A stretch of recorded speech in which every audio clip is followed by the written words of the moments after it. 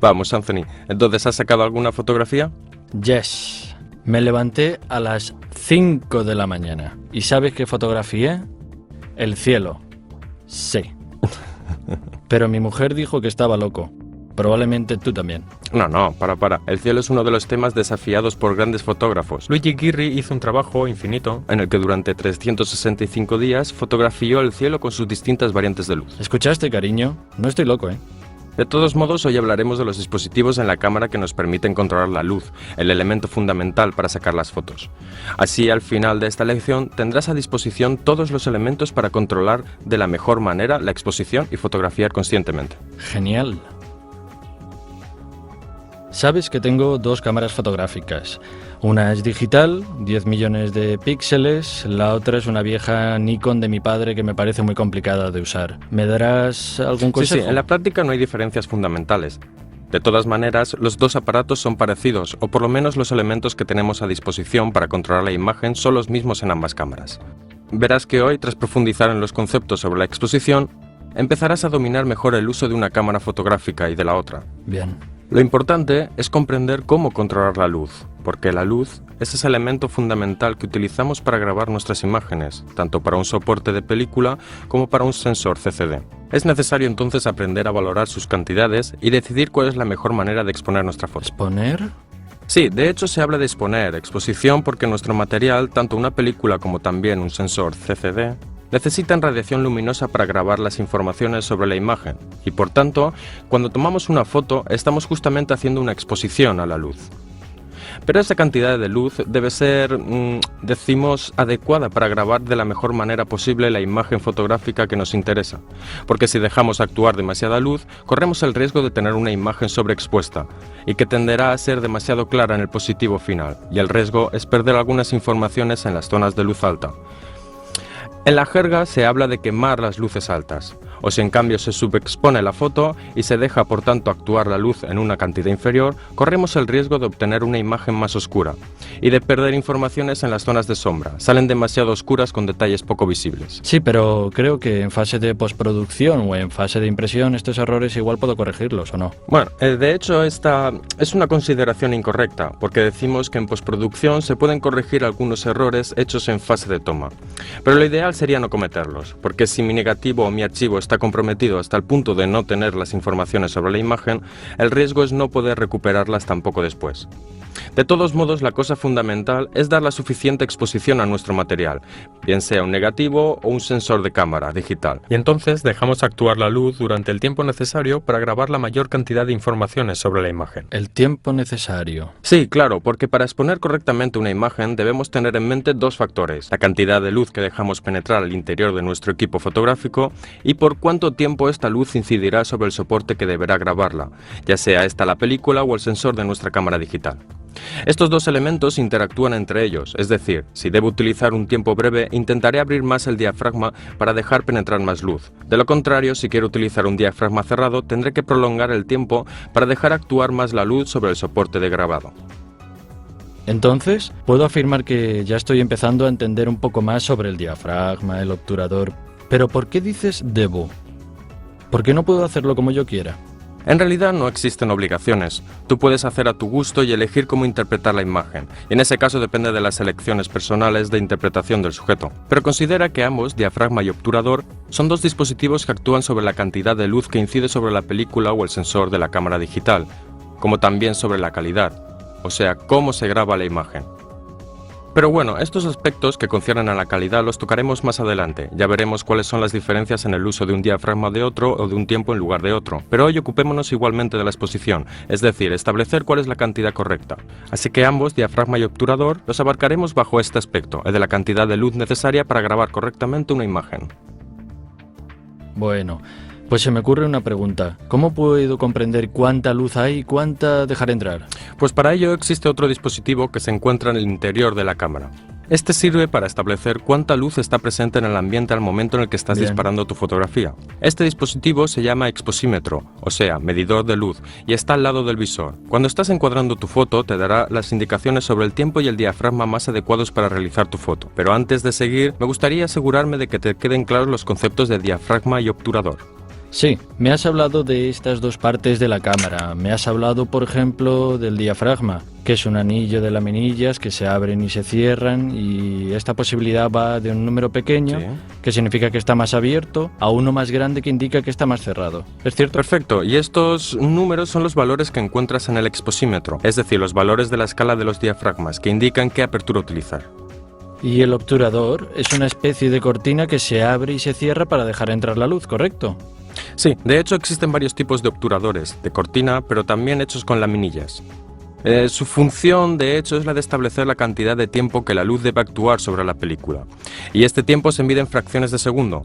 Va de tiempos muy reducidos, del orden de milésimas de segundo, y generalmente en la cámara se pueden configurar tiempos de hasta unas decenas de segundos, para pasar luego a exposiciones más largas que se ajustan con el así llamado modo B, o sea, un... Modo B.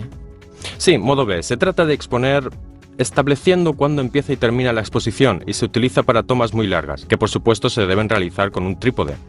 Vale. Bueno, veo que el diafragma y el obturador están bastante claros. Volvemos a hablar de exposímetros entonces. Antes que nada, existen distintos tipos. Algunos miden la luz que es reflejada por los sujetos hacia la cámara fotográfica, mientras otros miden la luz incidente, es decir, la que incide en los sujetos mismos. Sí, pero perdona, no es lo mismo. ¿Entra la misma cantidad de luz o no? No, si nosotros realizamos mediciones con modalidades distintas de exposición, seguramente obtendremos valores distintos, puesto que si medimos la luz incidente, medimos cuánta luz incide en el sujeto, midiendo la luz reflejada. En cambio, medimos cuánta luz es reflejada por el sujeto y esta medición se verá inevitablemente influenciada por el color del sujeto, porque dependiendo del color, absorberá una parte de luz y devolverá más o menos de esta, y entonces con nuestra cámara de fotos tendremos una medición distinta respecto a la de exposímetro de luz incidente. Ten en consideración, de todos modos, que todos los aparatos fotográficos utilizan un exposímetro interno que mide la luz reflejada, ya que es inevitable que nosotros midamos desde la posición del observador mirando hacia el sujeto y por tanto hacer mediciones de la luz reflejada. Los valores de diafragma y obturador que serán proporcionadas en el aparato serán aquellos indicados para una correcta exposición de la imagen.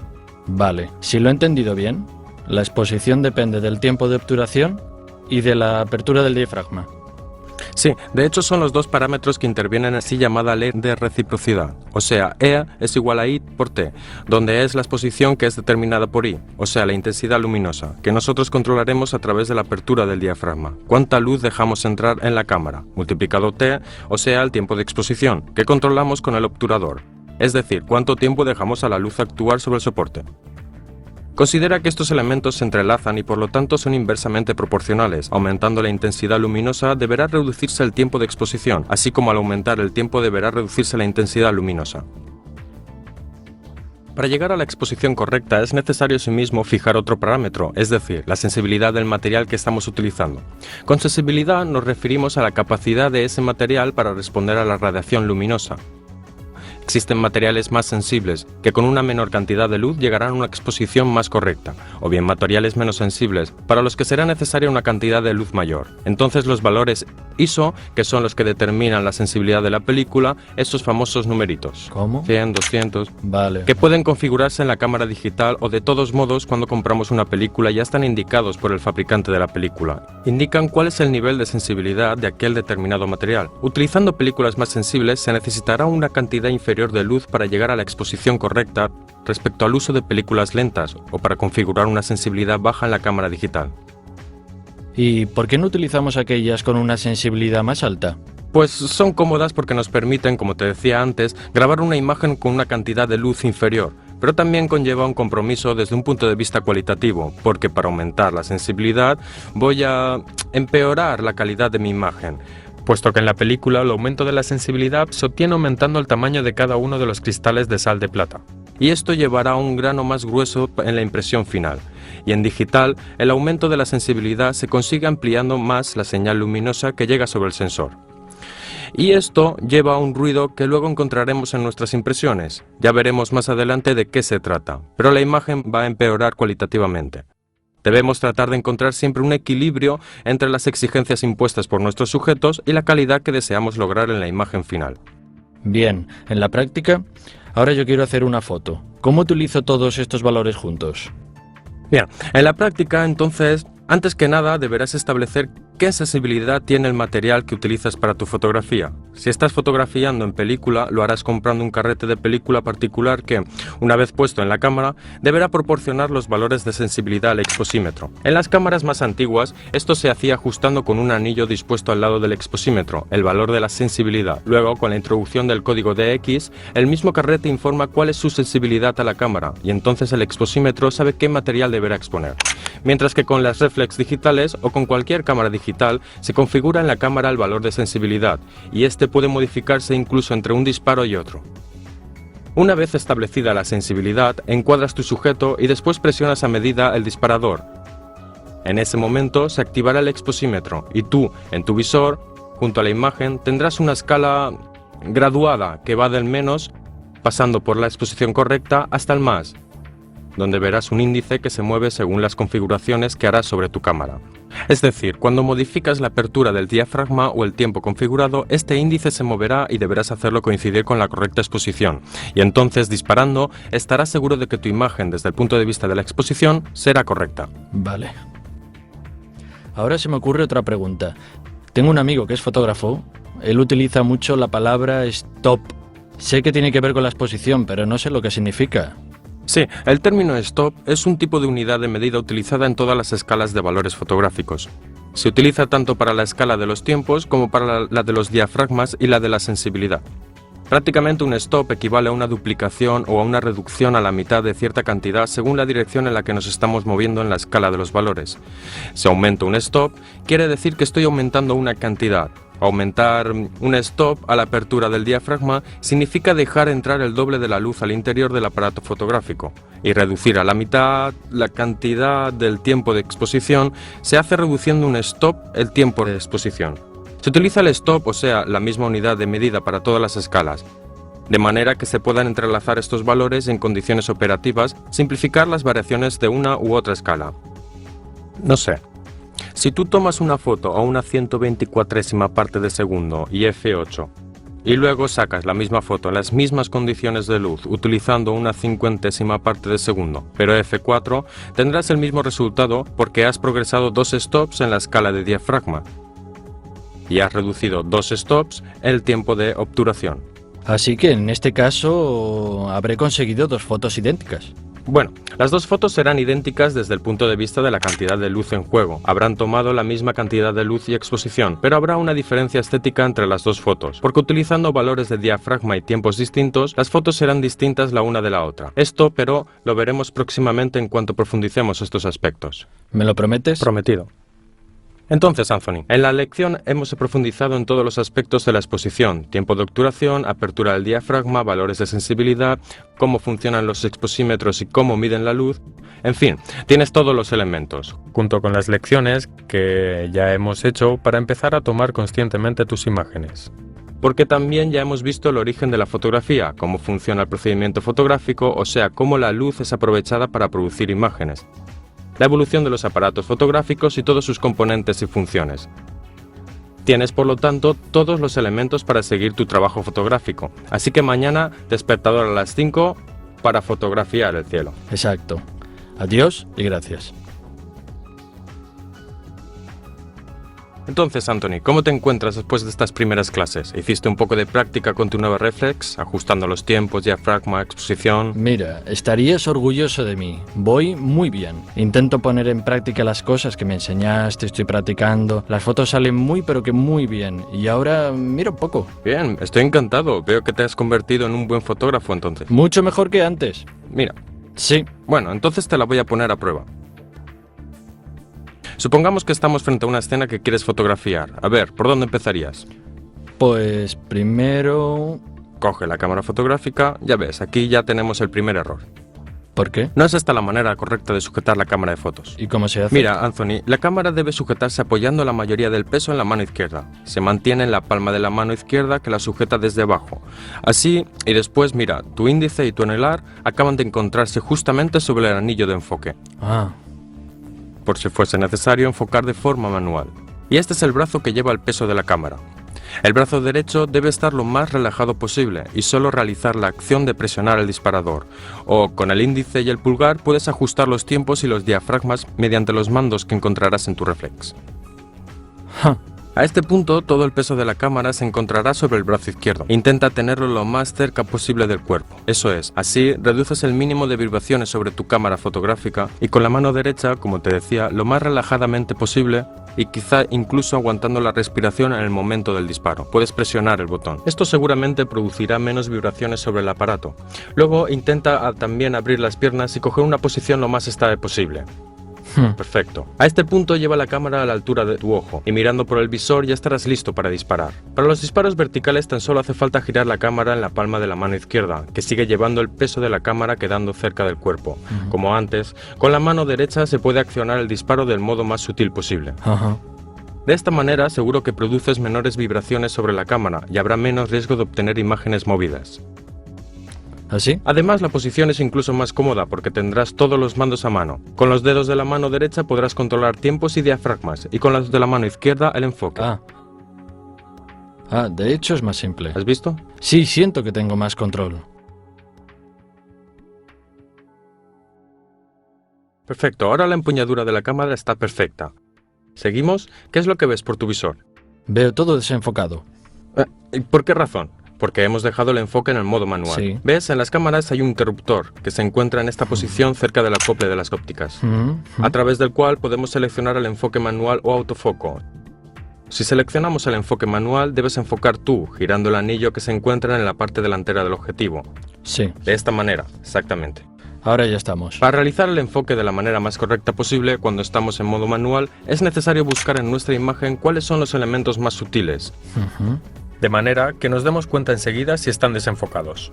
Por ejemplo, en un retrato estos pueden ser las cejas, que se encuentran entre otras cerca de la mirada, que es un punto muy interesante a enfocar en esta tipología de fotografía. Perfecto, así. Luego siempre es aconsejable, girando el anillo de enfoque, también llegar ligeramente más allá del punto de enfoque para después volver. ¿Por qué? Porque así, de hecho, actuando sobre el anillo de enfoque, adelante y atrás, es decir, sobrepasando el punto de enfoque, podemos percibir mejor cuál es el punto que tenemos, la nitidez máxima de nuestra imagen.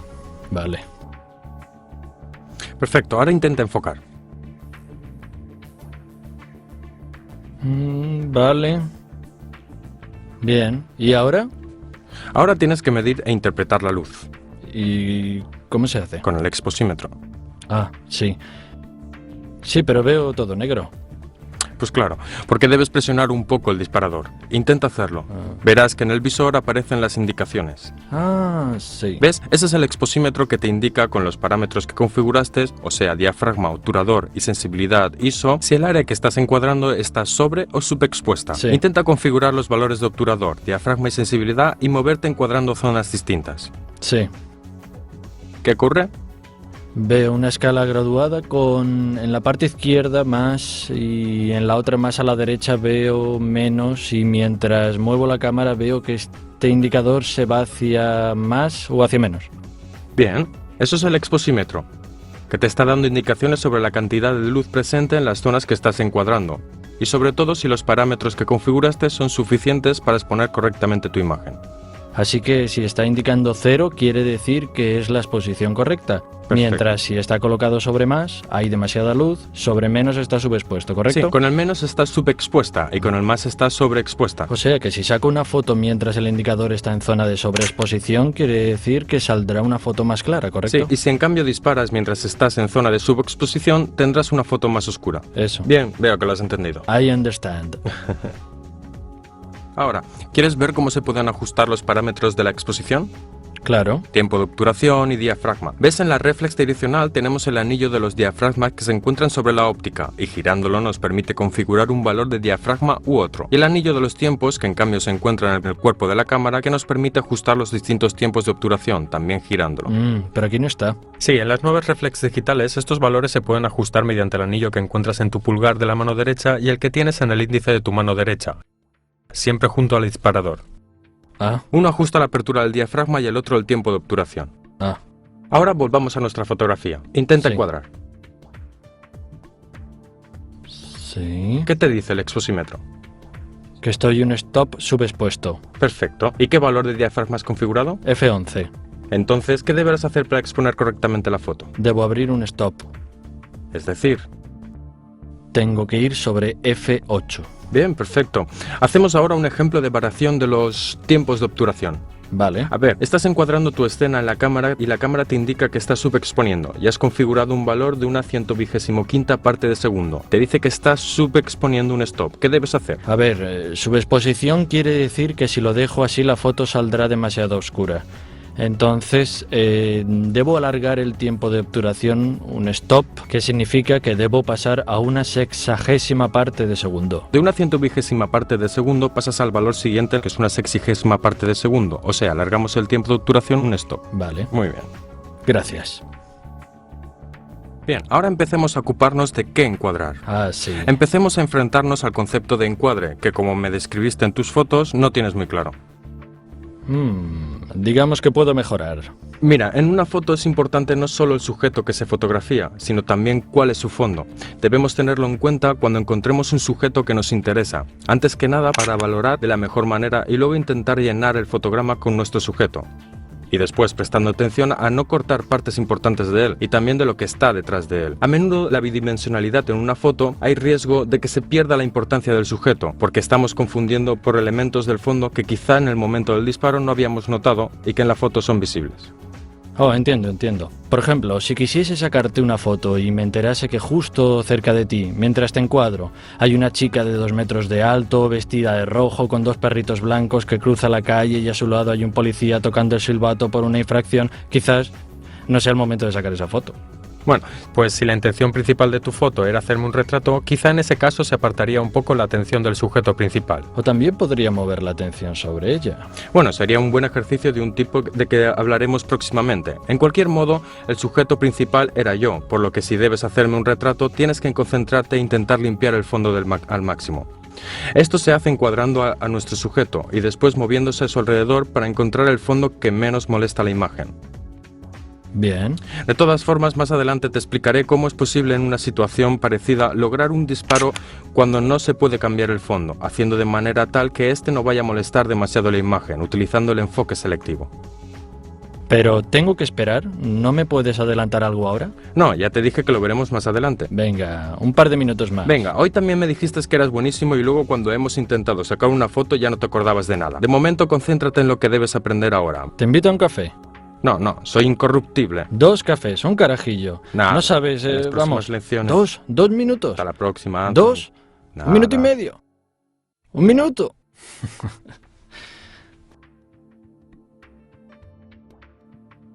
Mira, Anthony, hasta ahora hemos hablado de los aspectos que atañen a la exposición y cómo sacar correctamente una foto, o sea, correctamente expuesta, sin que haya errores de sobre o subexposición.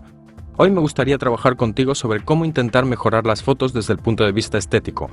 Empezar a tratar los temas del encuadre y de la exposición. Es decir, darle un poco de calidad estética a tus fotos. ¿Por qué? ¿No te gustaron mis fotos? Sinceramente, Quizás sea mejor que no lo sepa. Está bien. ¿ves, Anthony? En todo lenguaje artístico, el autor tiene a su disposición algunos medios para personalizar su trabajo.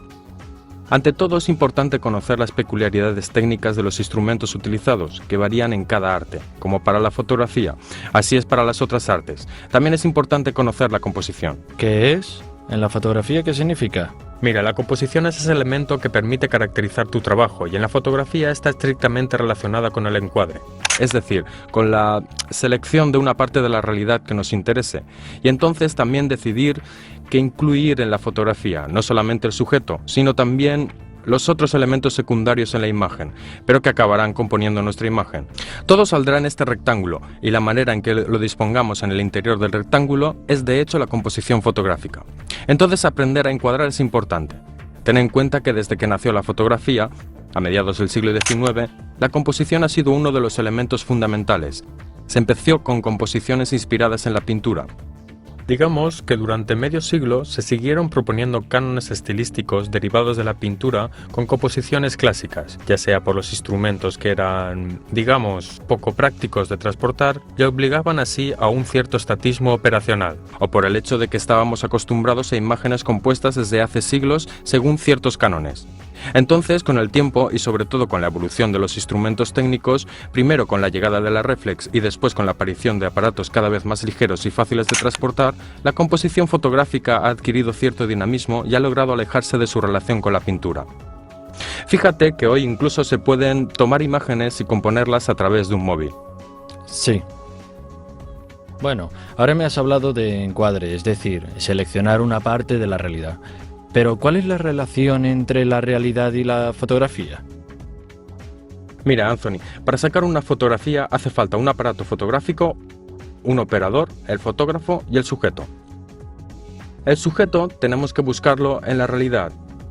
De hecho, aunque la realidad pueda ser, digamos, la misma para varias personas, cada uno seguramente la filtrará y la interpretará según su propia manera de verla y según sus propias experiencias personales, y ahí es donde el fotógrafo debe poder relacionarse con la realidad para intentar introducir elementos de valoración personales que luego se reconocerán en sus imágenes. También es lógico que la evolución de los medios técnicos y de los estándares estilísticos y culturales lleve a una distinta interpretación de la realidad. Sí, de todos modos, en teoría parece muy simple, pero ¿cómo puedo dar una interpretación mía a una realidad concreta que es la que es? Mira, en principio, si quieres un consejo, yo empezaría por mirar a tu alrededor e intentar encontrar estímulos en la realidad, sujetos que despierten tu interés para empezar a interpretarlos, por ejemplo, girando en torno al suelo, buscando un encuadre adecuado y luego también, quizá, echar una mirada a la obra de autores célebres, buscar las monografías fotográficas y aprende algo sobre el lenguaje. Intenta comprender cómo ellos interpretaron sus sujetos, sobre todo en términos compositivos. Luego, sobre todo al principio, intenta reproducir algunos modos de interpretar el sujeto utilizado por los fotógrafos que más te gustaron, pero sin imitarles. Lo importante es no caer en la reproducción de fotografías ya vistas. Sí, entendido. Mira, de todos modos, antes de componer, también es importante aprender a comprender en qué se diferencia la visión de nuestra cámara respecto a la de nuestro ojo. La visión humana se fundamenta sobre el concepto de la estereoscopia, es decir, las imágenes llegan a nuestro cerebro que consigue interpretarlas y nos sugiere la idea de tridimensionalidad. En la fotografía, con tu objetivo, siempre tienes una visión monocular y entonces no hay manera de tener una interpretación del espacio y de la profundidad que no sea sugiriéndola mediante aspectos técnicos específicos de la fotografía. Además, nuestro cerebro tiene la capacidad de concentrarse sobre algunos aspectos de la imagen, logrando evadirse de todo lo demás y concentrar la atención. Esto no es importante en la fotografía. Todo lo que incluyas en tu encuadre tendrá la misma importancia que tiene el sujeto principal. Así pues, se corre el riesgo de obtener fotos donde además del sujeto aparezcan también otros objetos y en las que el observador no tenga claras las intenciones del fotógrafo, porque cada cosa presente en la imagen adquirirá la misma importancia. Así que me estás diciendo que antes de fotografiar algo tengo que componer la imagen en mi mente y después coger la cámara. Sí, en efecto. Se trata justamente de esto, lograr visualizar la imagen antes de sacarla, como si ya fuese traducida bidimensionalmente, y ver si funciona según tus intentos creativos. Bien, pero ¿cómo puedo darle, por ejemplo, tridimensionalidad a una foto que sabemos que solo tendrá 2 dimensiones? Mira, hay muchas maneras para hacerlo. Imagínate, por ejemplo, que estás fotografiando una persona cerca de una pared. Si colocas al sujeto de frente respecto a la cámara y detrás del mismo pones la pared, seguramente tu imagen resultará bastante llana y será difícil comprender la distancia entre el sujeto y la pared que está detrás de este. A menudo es suficiente variar ligeramente el punto de vista, moviéndose lateralmente y hacer que la persona se encuentre un poco más en oblicuo respecto a la pared y así las líneas de fuga sugerirán una profundidad que te ayudará a interpretar la distancia que hay entre el sujeto y la pared. Lo mismo puede hacerse con la luz que incidirá en el sujeto, entender su ángulo y cómo ésta traduce nuestro sujeto en elementos tridimensionales. A menudo, la sombra del sujeto que va al suelo y luego recae sobre la pared sugiere la distancia. Total, que hay muchas maneras de fotografiar para sugerir este aspecto de tridimensionalidad, que en la realidad bidimensional de una foto impresa no podría existir. Así que es realmente tan simple. Sí, bueno, muy simple no es. Pero al principio puedes acostumbrarte a cerrar un ojo, tal vez cuando estés valorando un encuadre, porque la perspectiva reproducida por la cámara fotográfica no es igual a la que produce tu visión binocular. Debes aprender a comprender qué es lo que ocurre si empiezas a mirar con tu cámara. Entonces a veces cerrar un ojo, o si no, hacer con tus manos una doble L e intentar encuadrar el sujeto e imaginártelo ya en el rectángulo de tu composición para averiguar cómo resultaría al final. Además de empezar a ver tu imagen como si ya estuviese en el rectángulo de tu fotografía, también debes aprender a evadirte de todas las situaciones que no conciernan al sujeto. Cuando sacas una foto alrededor, hay muchos ruidos, perfumes y también la temperatura. Todas estas sensaciones podrían distraerte de tu sujeto y entonces debes aprender a ser insensible. Sí, de hecho sí. Fotografiando debes poder, antes de presionar el disparador, eliminar todas las sensaciones que no recaerán en tu imagen, porque inevitablemente corres el riesgo de verte involucrado por ella y estas no son reproducibles en la foto. Por lo tanto, no tendrá el mismo impacto que esperas en el momento en que disparas. Entonces debo concentrarme precisamente en el momento. Me acuerdo que una vez saqué una foto y estábamos a 45 grados, un calor increíble, de veras, y yo pensaba transmitir con la foto esa misma sensación. En cambio, cuando enseñé la foto, me encontré con que debía explicar cómo había sido ese día, el calor, etcétera, etcétera. ¿Cómo lo habría podido hacer? Sí, ¿ves? El concepto es justamente ese. Nosotros con la fotografía podemos transmitir solo utilizando elementos visuales, cosas que en la foto sugerirán estas imágenes. Y, de hecho, como decíamos antes, hay que reducir las demás sensaciones. Cuando se fotografía se debería casi mitigar los demás sentidos, excluyendo la vista, e intentar acentuar esta última. Quizá habrías podido hacerlo incluyendo tu imagen unas personas jadeantes trabajando, donde tu sudor, su fatiga, habrían podido expresar esa sensación de bochorno. O si no, otro modo para hacerlo habría podido ser utilizar la luz, un determinado tipo de luz. Yo qué sé, a veces introducir el sol en el encuadre, quitar color mediante una sobreexposición hasta casi emblanquecerla, sugiere esta idea de calor típica de las horas centrales del día. Pero yo siempre he sabido que no se puede fotografiar a contraluz, entonces encuadrar el sol destruiría mi foto. No, ¿ves? Esta es una de las muchas leyendas de la fotografía. Al contrario, encuadrar el sol a menudo lleva efectos mucho más dramáticos que de todos modos pueden ayudarnos a expresar unas características de nuestro sujeto. En este caso, como te decía, habría acentuado esa sensación de bochorno y de calor que se tiene en las horas centrales del día. Entonces, lo que dices es que debo aprender a probar cosas distintas hasta llegar a la foto que quiero. Sí, de hecho es así. Por ejemplo, al principio intenta centrarte solo en un solo sujeto para aprender a conocerlo bien. Podrías hacer una especie de estudio fotográfico, es decir, sacándole fotos a distintas horas del día, intentando comprender cómo en los varios momentos del día la luz cambia su comportamiento y transmite una imagen distinta del mismo sujeto. Luego empieza a moverte. Considera que la foto siempre da una representación superficial, para poder comunicar aspectos un poco más profundos y sobre todo aspectos que derivan de tu interpretación del sujeto, es importante tener un conocimiento profundo del sujeto mismo y también de los aspectos técnicos de la fotografía. Conectando estos dos componentes podrías indudablemente transmitir imágenes más efectivas. Otro consejo quizá es, sobre todo en la fase inicial, utilizar solamente un objetivo, quizá el de 50 milímetros, que es el objetivo que más se acerca al ángulo de visión humano.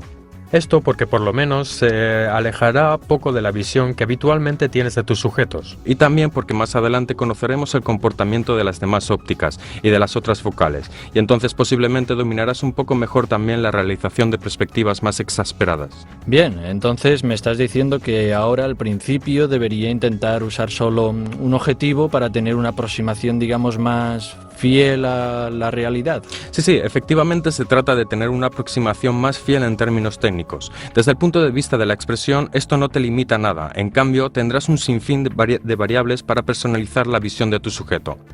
Considera que tan solo variando el punto de vista, la idea que sugieres puede ser muy distinta. Fotografiando, por ejemplo, un sujeto desde el alto y contra el suelo, darás una idea de opresión del sujeto. Al contrario, si te pones abajo, apuntando el objetivo hacia arriba, darás una idea de majestuosidad e imponencia del sujeto fotografiado. La misma cosa vale si estás muy cerca. Tus imágenes tendrán un sentido de presencia y participación en la escena. Así como, si te sitúas más alejado, todos los sujetos aparecerán con cierta distancia.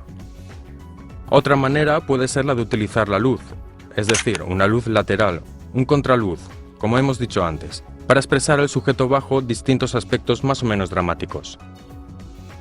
También el mismo desplazamiento del sujeto del centro del encuadre puede ser un elemento útil. Ah, sí. No, porque yo tiendo siempre a poner mi sujeto en el centro. No, ¿ves? El sujeto en el centro es una costumbre que se tiene al inicio, pero si logras desplazar tu sujeto a un lado del encuadre, obviamente intentando reequilibrarlo, introduciendo en tu imagen otros elementos. Por ejemplo, si pones un sujeto muy iluminado sobre el lado derecho de tu imagen y en la parte izquierda pones otro elemento que está en la sombra, crearás dos zonas en la imagen que se equilibrarán entre ellas y sugerirán igualmente una idea de dinamismo. Sí. Lo importante es intentar reconducir la imagen a un equilibrio formal que resulte agradable al ojo del observador. Bien, me llenaste la cabeza de palabras, teorías y cosas que son muy interesantes, ¿eh? No me malinterpretes, pero déjame hacer algo. ¿Qué tengo que hacer ahora? Para empezar, partamos de algo simple.